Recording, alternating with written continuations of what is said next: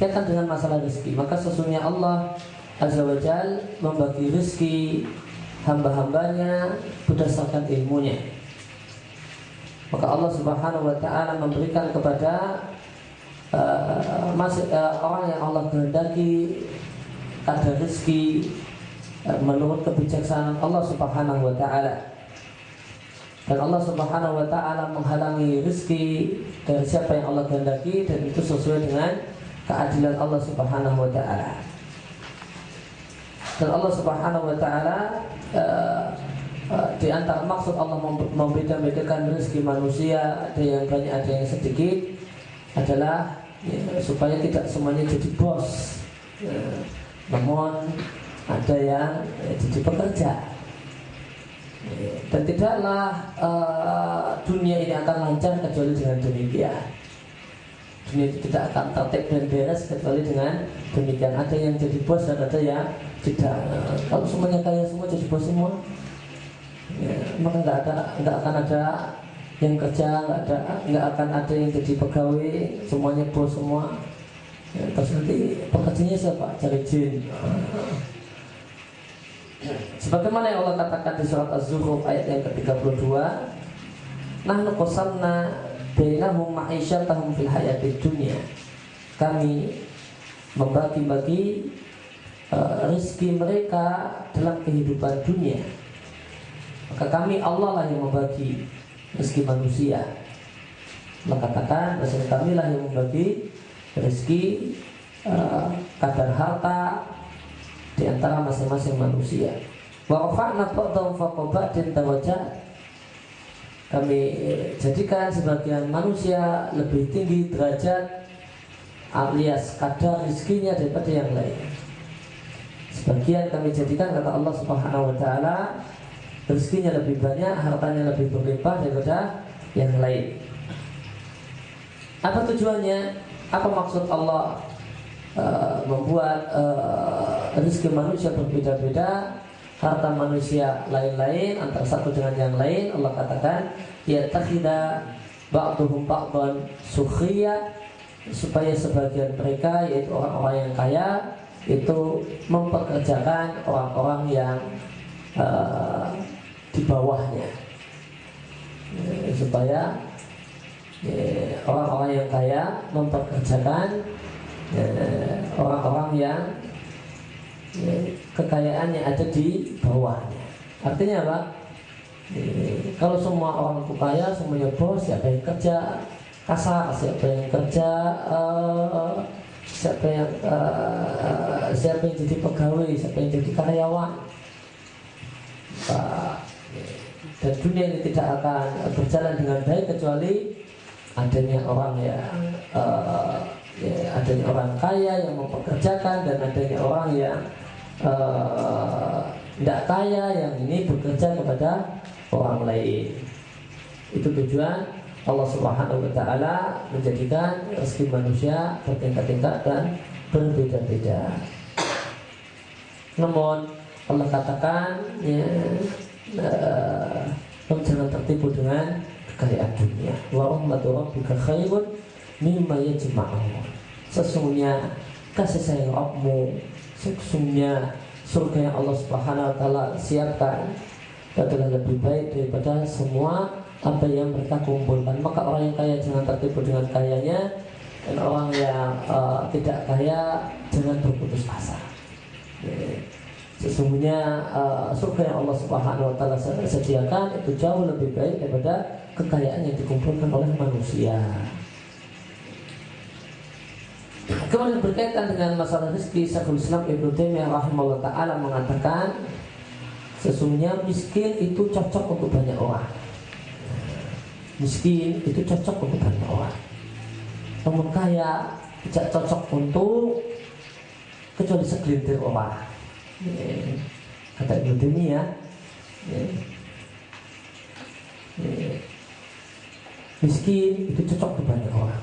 Banyak orang yang cocoknya miskin. Banyak orang yang cocoknya miskin. Dengan miskin dia rajin beribadah. Dengan miskin dia rajin berbuat berdoa kepada Allah Subhanahu wa taala. Dengan miskin enggak sibuk dengan harta, bisa banyak sempat ngaji. Duitnya banyak enggak pernah ngaji. Itu karena duitnya banyak sibuk dengan harta, maka sulit cari waktu untuk ngaji. Miskin malah udah ngaji, bisa banyak ngaji. Sibuk dengan harta, maka orang kemudian lalai untuk beribadah kepada Allah. Sibuk dengan harta, sebagian orang jarang berdoa karena merasa semuanya sudah bisa dia beli dengan hartanya. Maka dia merasa cukup dengan hartanya dan tidak membutuhkan Allah Subhanahu wa taala. Dan jarang-jarang dijumpai orang yang kaya namun bisa tetap menjaga ibadahnya, menjaga agamanya, jarang-jarang. Itu makna perkataan Syekhul Islam Taimiyah bahasanya miskin itu cocok untuk banyak orang. Sedangkan kaya itu tidaklah cocok kecuali untuk segelintir orang. Oleh karena itu mayoritas orang yang masuk surga adalah orang miskin. Karena ujian berupa kemiskinan itu lebih ringan. Ujian kemiskinan itu lebih ringan daripada ujian kekayaan. Ujian kekayaan itu lebih berat. Dan dua-duanya kondisi miskin ataupun kondisi kaya itu memerlukan sabar dan syukur. Memerlukan sabar dan syukur. Orang yang miskin perlu bersabar dan bersyukur. Bersabar apa? Karena kekurangan hartanya. Bersyukur apa? Nikmat Allah masih banyak untuk dirinya. Orang kaya juga bersabar dan bersyukur. Orang kaya bersyukur karena hartanya yang berlimpah. Ini mewajibkan dan mengharuskan untuk bersyukur. Dan orang kaya perlu bersabar. Luluskah dia dengan ujian harta? Luluskah dia dengan ujian harta? Untuk supaya bisa lulus dengan ujian harta sehingga tidak tertipu dengan harta, tidak terjumuskan, tidak terjumus gara-gara harta, butuh apa? Sabar. Dia butuh menahan dirinya. Dia butuh untuk mensabarkan dirinya untuk mudah mengeluarkan zakat, menahan dirinya untuk tidak tergoda melakukan berbagai maksiat dengan duit banyak yang ada di tangannya. Maka butuh sabar supaya orang itu sukses dengan ujian harta. Dia butuh sabar. Di samping harta yang ada mengharuskan untuk bersyukur. Orang miskin juga demikian. Orang miskin untuk sukses dengan ujian miskin dia perlu bersabar. Dan orang miskin sekalipun tetap wajib bersyukur. Kenapa? Karena nikmat Allah bukan hanya harta. Dia diberi kesehatan. Ini tidak Allah berikan pada semua orang. Dia diberi nikmat Allah yang lain. Namun karena dalam harta itu terdapat kenikmatan dan dalam kemiskinan, dalam kesusahan itu terdapat derita, maka dan syukur diidentikan dengan orang kaya dan sabar diidentikan dengan orang miskin.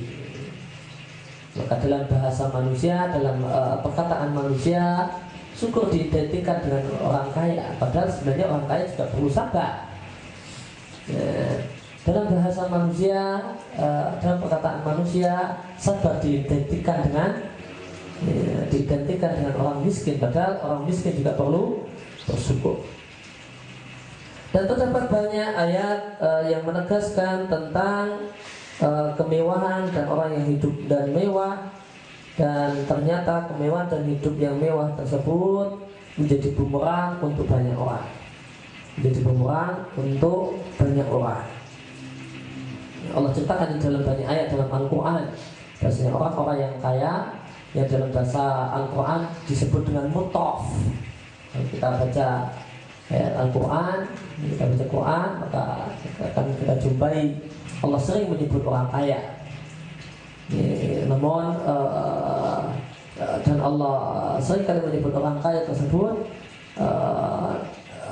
bagaimana mereka celaka dengan kekayaannya, yang disebut dengan mutraf. Yang Allah katakan bahasanya mutraf ini orang-orang yang kaya dari zaman ke zaman ini sering-seringnya adalah orang yang berada di balik orang yang membikingi berbagai bentuk kemaksiatan kepada Rasul, berbagai bentuk kedurhakaan kepada Rasul. Semisal firman Allah di surat Al-Mu'minun ayat yang ke-64, Allah mengatakan hatta idza akhadna mutrafihim, sehingga kami menghukum, mengadab orang-orang kaya di tengah-tengah mereka. Kami hukum mereka bil adab, kami timpakan pada mereka adab idahum yaj'ahun. Maka Allah Subhanahu wa taala katakan bahasanya Allah mengadab orang-orang kaya di antara mereka. Kemudian di surat Al-Waqi'ah ayat yang ke-45 Allah katakan innahum kanu qabla dzalika mutrafin, sesungguhnya mereka asyadu siman, para penghuni neraka. Allah katakan innahum kanu qabla dzalika mutrafin, sesungguhnya mereka dulu di dunia adalah orang-orang kaya, orang-orang yang hidupnya mewah. Demikian juga firman Allah di surat Al-Isra ayat 16, wa idza aradna an nuhlika qaryatan, maka jika kami ingin mengadab satu daerah, kami ingin membinasakan dan menggulung satu negeri, amarna mutrafiha fafasaku fiha, maka kami perintahkan dengan perintah kauni alias takdir kepada orang-orang kaya untuk berbuat kefasikan. Kami akan dorong, kami akan takdirkan orang-orang kaya di kampung tersebut untuk berbuat kefasikan, untuk berbuat berbagai macam kemaksiatan. Fahaqqa 'alaihal qaul, maka negeri tersebut pun berhak dan layak untuk mendapatkan ketetapan adab. Fadammarnaha tadbira, lalu kami hancurkan kampung tersebut sehancur-hancurnya. Demikian pula Allah berfirman di surat Saba ayat 34 bahwasanya dalam sejarah dakwah orang-orang kaya itu adalah pasti adalah di balik semua kedurhakaan dan pembangkangan dan kekafiran kepada para rasul.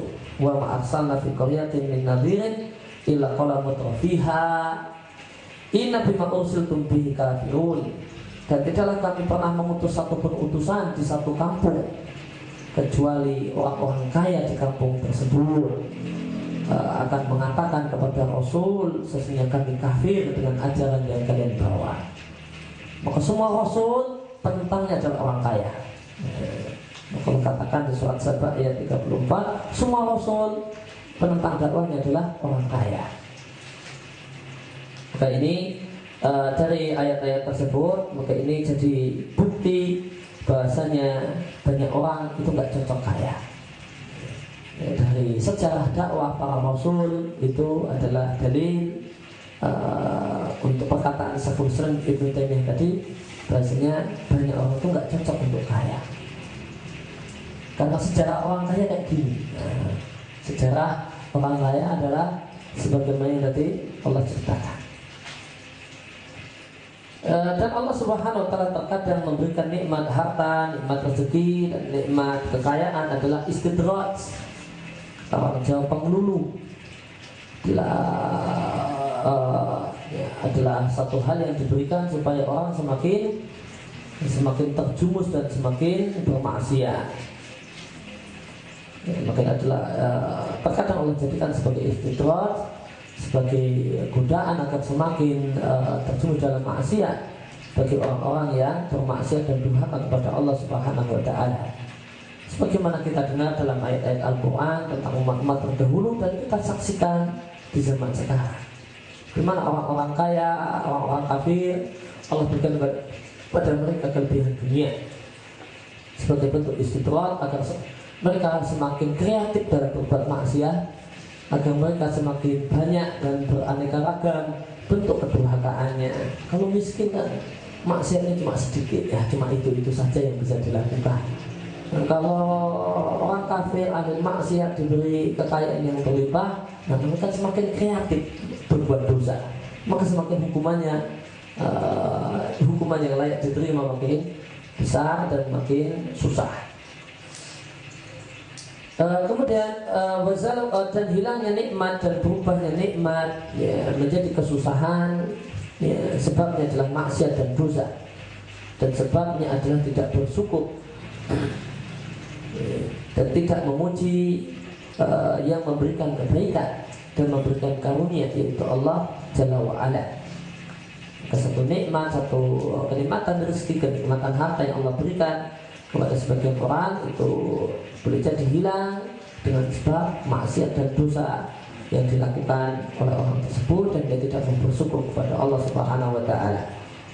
Oleh karena itu maka orang yang beriman akan bersemangat ya, untuk mensyukuri nikmat dengan mengetahui apa saja hak-hak Allah Subhanahu wa ta'ala dan hak-hak sesamanya dan orang-orang sekelilingnya, kemudian dia tunaikan hak Allah berkaitan dengan hartanya, dan dia tunaikan hak orang-orang sekelilingnya berkaitan dengan hartanya.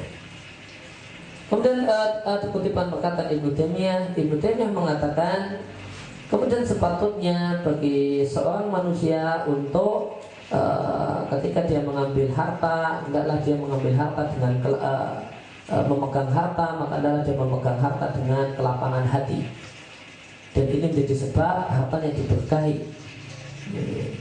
Dan janganlah dia mengambil harta dengan memegang harta kemudian dia israf, boros dalam membelanjakan harta, dan jangan mengambil harta kemudian dimasukkan ke dalam hati sehingga jadinya berkeluh kesah seandainya harta tersebut hilang. Kemudian Ibnu Taimiyah mengatakan, hendaknya harta yang dimiliki oleh seseorang itu dia jadikan seperti WC. Maka orang yang bisa memegang harta dengan baik, kata Ibnu Taimiyah, adalah orang yang memposisikan harta sebagaimana WC. Artinya apa? Kita butuh WC, ya kan? Manusia hidup butuh WC. Demikian juga orang hidup butuh harta. Namun ya, hati manusia tidak boleh bergantung di WC. Namun hati manusia tidak boleh bergantung di WC. Manusia membutuhkan WC, namun jangan memikirkan WC terus dia dipikirkan. Kepikiran butuh WC ku, ditinggal pergi gimana ya WC ku ya. Ya gimana kakusku, jangan. Ya, WC itu dibutuhkan. Ya, WC, kakus, ya, toilet itu dibutuhkan, namun jangan dipikirkan. Ya, jangan dipikirkan dalam artian ya, hati itu, pikiran itu ya, tercampur di sana. Maka orang yang bisa menyikapi harta sebagaimana dia menyikapi WC, nah inilah orang yang kata Syekhul Islam adalah orang yang bisa cocok diberi pegangan harta. Ya, tidak semua orang cocok mendapatkan ujian harta. Siapa yang cocok mendapatkan ujian harta? Ya, orang ini. Orang yang bisa menjadikan harta itu sebagaimana dibutuhkan. Kita tidak mengingkari realita bahwasanya manusia butuh harta. Tidak. Kita tidak mengingkari realita. Manusia butuh harta. Kebutuhan pokok manusia. Ada harta yang dengan itu dia bisa berpakaian untuk menutup aurat, ya, dengan itu dia bisa memberikan nafkah untuk anak dan istri dan seterusnya. Namun ya, tidak semua yang dibutuhkan itu selalu dipikirkan, ya. Tidak semua yang dibutuhkan itu selalu dipikirkan. Ya, seorang yang beriman membutuhkan Allah dan selalu memikirkan Allah. Nah, orang yang beriman membutuhkan WC, namun jangan selalu memikirkan WC. Wasaifi idza sa'a, dan jika seorang itu bekerja untuk cari harta, jika dia memang harus bekerja mencari harta, maka hendaknya sebagaimana seorang manusia merenovasi WC-nya. Bagaimana seorang manusia memperbaiki WC-nya, ya diperbaiki. WC rusak, pintunya jebol, macam-macam perlu diperbaiki. harta perlu diperhatikan, jangan sampai merugi. Bisnis dijalankan, jangan sampai bangkrut. Namun untung. Namun apa kemudian berarti pikiran habis ke sana? Maka hendaknya ketika orang itu cari harta, berusaha untuk memperbaiki harta, meningkatkan, memperbaiki bisnis dan pekerjaannya, maka kata Syekhul Islam, dan ini seperti seorang yang merenovasi WC-nya. Dia lakukan dengan penuh kesungguhan yang bagus, yang profesional. Wah, ini temboknya yang rapat, jangan sampai bisa diintip. Pintunya yang rapat, profesional. Garaplah WC yang rusak secara profesional. Bukan berarti kemudian wah kalau WC seenaknya dibikin bolong-bolong biar bisa diintip orang, enggak. Wah, yang profesional, kerja yang sungguh-sungguh, teliti, telaten, profesional. WC itu digarap dengan baik, yang bersih, nggak pesing, nggak ini, pokoknya dengan baik. Namun bukan berarti kemudian jadi satu hal yang selalu menggantung dalam pikirannya. Kemudian Ibnu Taimiyah mengatakan, maka harta yang dimiliki oleh seseorang adalah dia manfaatkan dalam kebutuhannya, sebagaimana dia memiliki keledai yang dia tunggangi, sebagaimana dia memiliki karpet yang dia duduki, bahkan sebagaimana kakus yang dia buang hajat di sana, namun tanpa memperbudak dirinya. Kalau orang itu diperbudak oleh harta, maka dia akan jadi memiliki sifat yang Allah sebut dalam Al-Quran dengan halua di surat Al-Qiyamah atau di surat Qiyamah, halua. Itulah orang yang jika mendapatkan musibah isinya berkeluh kesah, dan jika dia mendapatkan limpahan harta pelitnya setengah mati. Itu Allah sebut sifat semacam ini dengan sifat sebutan halua. Maka sikap yang paling baik berkaitan dengan harta adalah sikap pertengahan. Tidak sebagaimana sebagian orang yang meremehkan harta, bahkan menganggap harta itu adalah tauhid, menganggap harta itu adalah suatu hal yang nomor satu untuk dibenci, sebagai musuh nomor satu, sebagaimana anggapan sebagian orang-orang sufi. Ini adalah sikap yang salah terhadap harta. Seakan-akan dia beranggapan bahwa manusia tidak memerlukan harta. Sikap yang keliru. Kemudian, namun sikap yang keliru adalah orang yang memperbudak dirinya. Harta itu memperbudak dirinya. Yang ini diperbudak harta itu kalau dalam hadis disebut abdud dinar wa abdud dirham. Kalau sekarang ya abdu rupiah, budak rupiah. Orang itu ada manusia yang Nabi sebut sebagai budak dinar dan budak dirham, budak uang, budak rupiah. Orang yang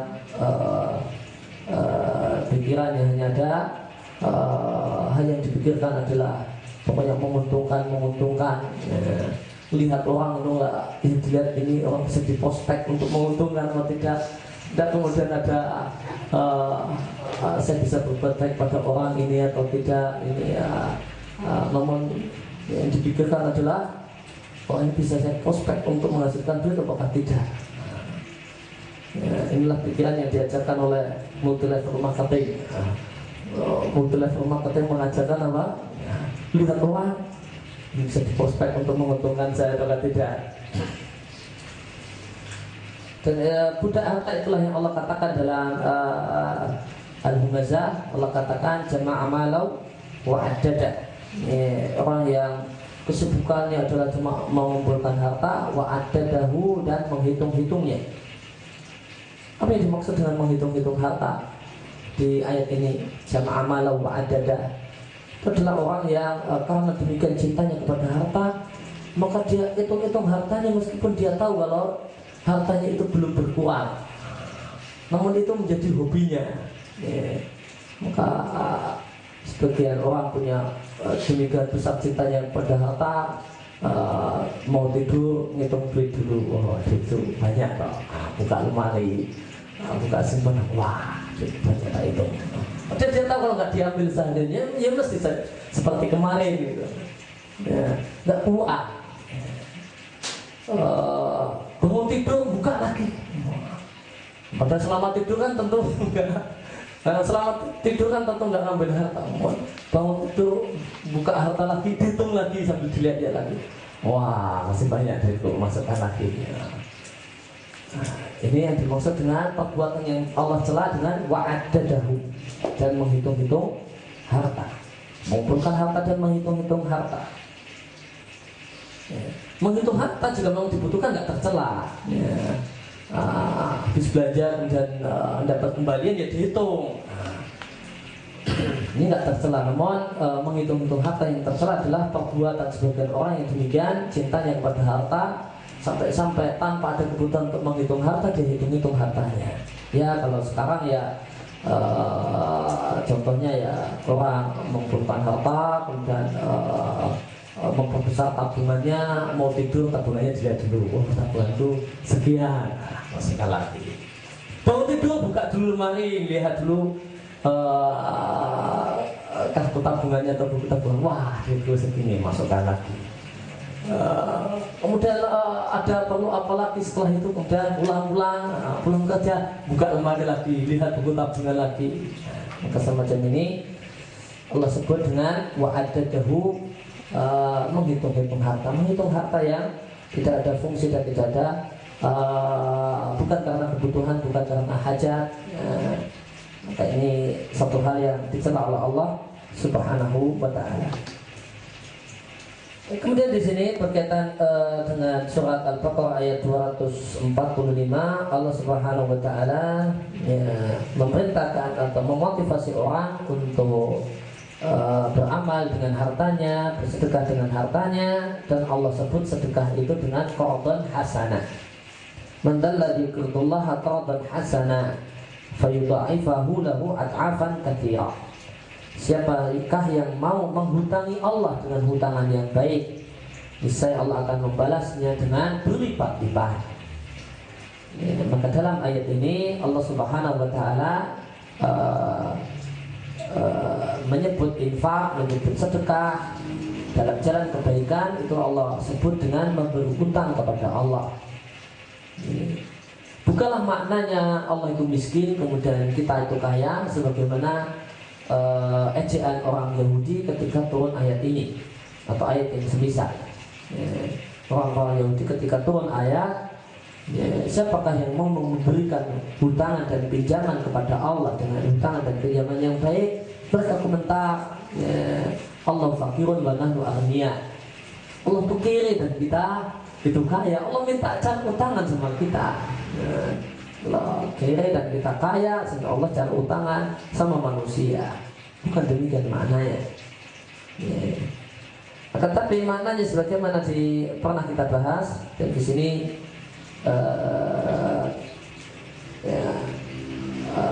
ditegaskan bahasanya adalah penjelasan Ibnul Qayyim.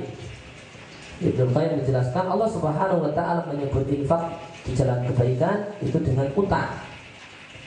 Maksudnya adalah dalam rangka memotivasi jiwa manusia dan membangkitkan jiwa manusia untuk mau mengeluarkan harta. Karena orang yang memberikan bantuan, jika dia tahu bahwasanya hartanya akan kembali kepada dirinya, maka dia akan demikian mudah mengeluarkan hartanya, akan ringan baginya untuk mengeluarkan hartanya. Maka jika seorang itu tahu bahwasanya orang yang meminta hutangan adalah orang yang berkemampuan dan orang yang tepat janji dan orang yang suka berbuat baik, maka orang yang akan memberi hutangan itu akan lebih rela, lebih mudah untuk mengeluarkan harta. Dan jika seorang itu mengetahui bahasanya orang yang meminta hutangan itu akan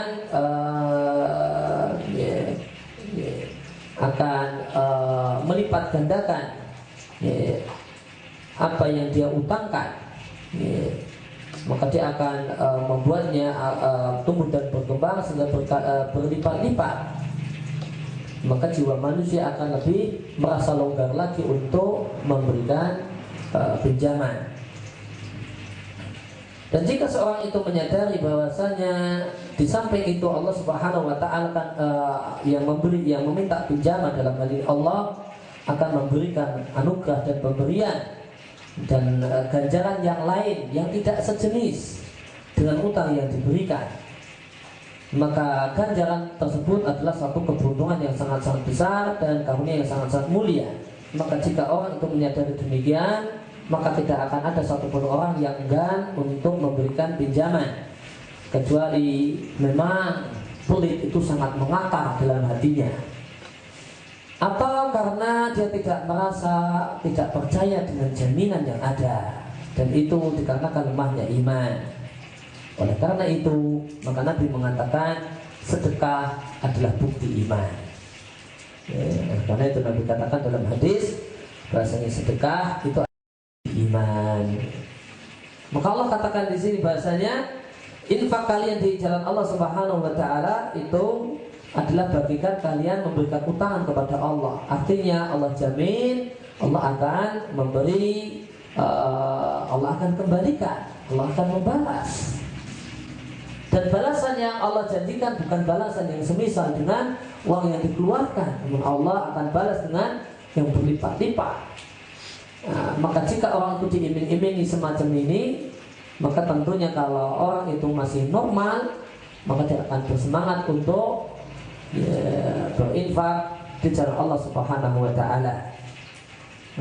Maka tidaklah setelah diiming-imingi sedemikian hebatnya ini kok masih ada orang yang tidak mau keluar hartanya, maka ada dua kemungkinan. Boleh jadi karena pelit itu demikian mengakar dan sudah tidak bisa lagi dihilangkan, atau karena dia tidak percaya jaminan Allah bahwasanya Allah akan menggantinya. Dan tidak percaya ini adalah dikarenakan kenapa kok bisa kurang percaya dengan janji Allah? Karena lemahnya iman. Sehingga dan di sini sudah ada korelasi, ada hubungan dengan hadis yang mengatakan bahasanya sedekah adalah bukti iman. Artinya apa? Sedekah adalah bukti kuatnya iman. Sedekah adalah bukti kuatnya iman. Karena orang bersedekah adalah orang yang percaya dengan jaminan Allah Subhanahu wa taala. Demikian pembahasan tentang masalah rezeki. Kemudian kita berpindah kepada topik yang lain, yaitu fatwa ulama.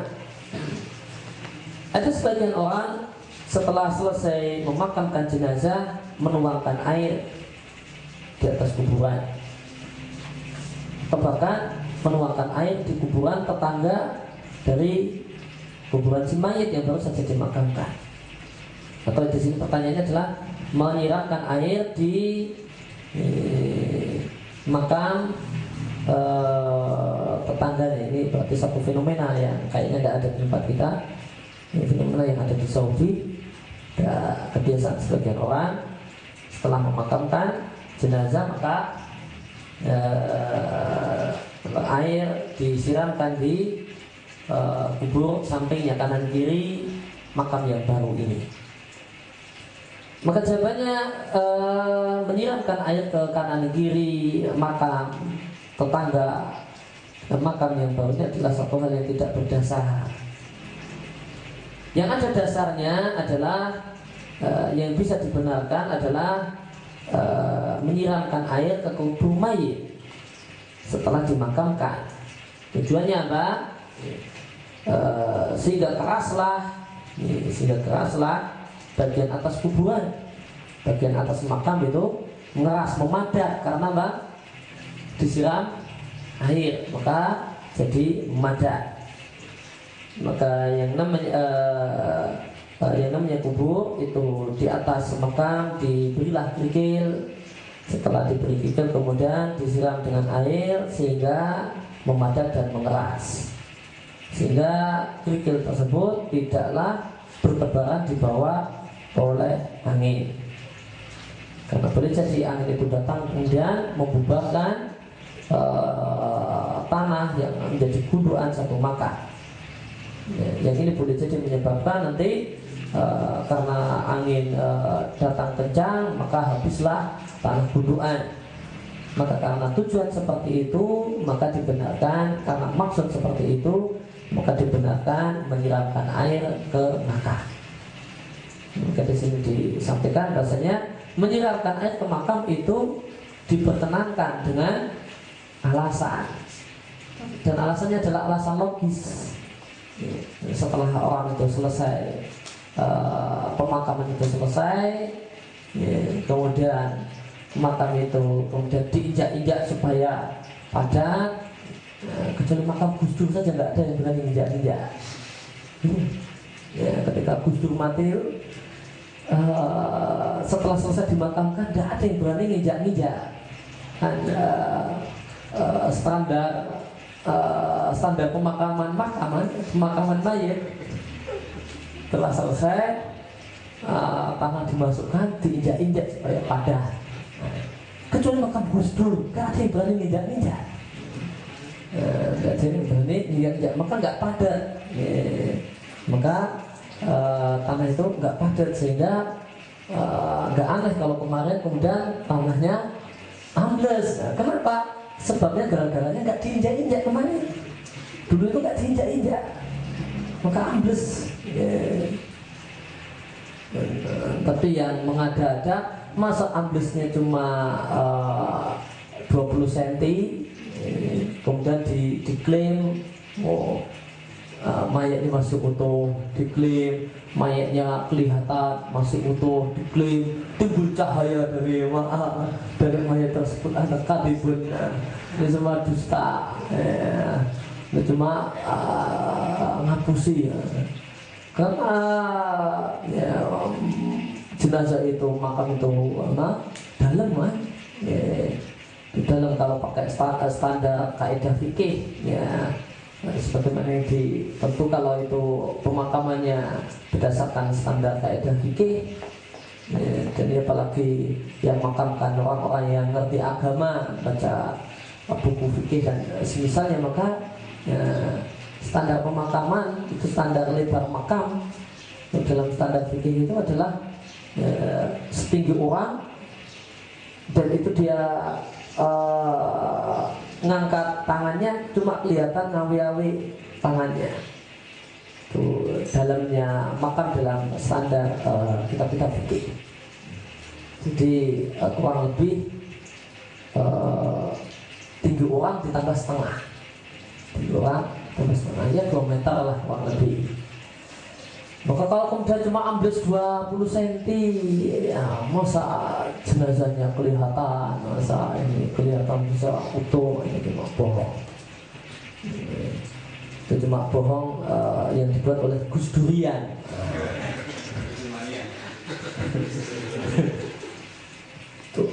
Itu gelaran yang diberikan oleh wartawan untuk para pemuja Gus Dur, disebut Gus Durian. Maka ya setelah itu kemudian diinjak-injak, maka kemudian kalau sebagaimana umumnya di Saudi itu kemudian dibawakan kerikil, bukan ditabur bunga, namun ditabur kerikil, ditabur kerikil untuk tanda.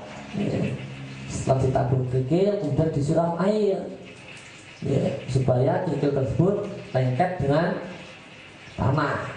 Kalau kerikil itu lengket dengan tanah, angin datang meskipun agak kencang, kerikilnya tidak hilang. Kerikilnya tidak hilang. Tapi kalau tanpa demikian, kerikilnya cuma ditaruh gitu saja, angin datang kencang, maka dikhawatirkan kerikilnya itu habis dibawa oleh angin, atau bahkan plus tanahnya juga ikut kabur. Maka yang semula makam tidak diketahui kalau itu adalah makam. Adapun tetangga dari makam tadi, maka telah kering kuburnya, telah membatu, maka kenapa perlu diberi air? Maka ini adalah satu hal yang tidak ada dasarnya. Kemudian berikutnya yang terakhir adalah satu pertanyaan tentang hukum orang sholat seorang laki-laki yang isbal. Isbal itu kayaknya di bawah mata kaki. Maka yang pertama adalah jika seorang laki-laki itu kainnya di bawah mata kaki, maka itu adalah satu perbuatan yang terlarang. Karena Nabi ancam dengan api neraka. Asfala minal ka'bain, kain yang berada di bawah mata kaki, fafinar, maka letaknya di neraka.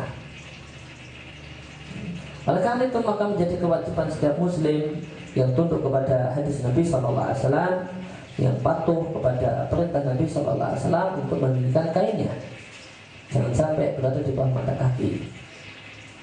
Nah, jika ada seorang laki-laki yang sholat dalam keadaan kainnya ada di bawah mata kaki, maka para ulama berselisih pendapat tentang nasib sholatnya. Maka diperselisihkan keabsahan sholatnya. Itu satu hal yang diperselisihkan. Pendapat pertama mengatakan bahasanya sholat orang yang isbal itu sholatnya sah karena orang ini telah melaksanakan kewajiban yaitu menutup aurat. Ini pendapat jumhur ulama. Pendapat jumhur ulama, laki-laki yang sholat dalam keadaan mata kakinya tertutup kain, tertutup celana, tertutup sarung itu sah. Kemudian pendapat yang kedua mengatakan sholat laki-laki yang mata kakinya tertutup kain adalah sholat yang tidak sah. Jadi pendapat Imam Ahmad. Dan ini pendapat Imam Ahmad bin Hanbal. Orang yang isbal sholatnya tidak sah. Dengan alasan karena orang tersebut memang menutup aurat, namun menutup aurat dengan kain yang haram. Padahal syarat menutup aurat adalah menutup aurat dengan kain yang mubah. Maka kesimpulannya, seorang laki-laki yang sholat dalam keadaan mata kakinya tertutup kain atau kain bahkan sampai di bawah mata kaki, maka sholatnya dalam kondisi bahaya. Karena diperselisihkan ulama keabsahannya, kesahan sholatnya. Maka jelas satu sikap yang terbaik adalah seorang itu sholat dan berupaya untuk keluar dari perselisihan ulama. Ya, maka jika orang itu meninggikan kainnya ketika sholat, sehingga tidak menutupi mata kakinya, maka dari sisi ini maka tidak ada ulama yang mempermasalahkan sah dan tidaknya sholatnya. Jadi kalau dia isbal, maka Imam Ahmad mengatakan sholat Anda tidak sah. Ya, demikian yang kita bahas pada pagi hari ini. Wassalamualaikum warahmatullahi wabarakatuh. Wa akhiru da'wana alhamdulillahi rabbil alamin.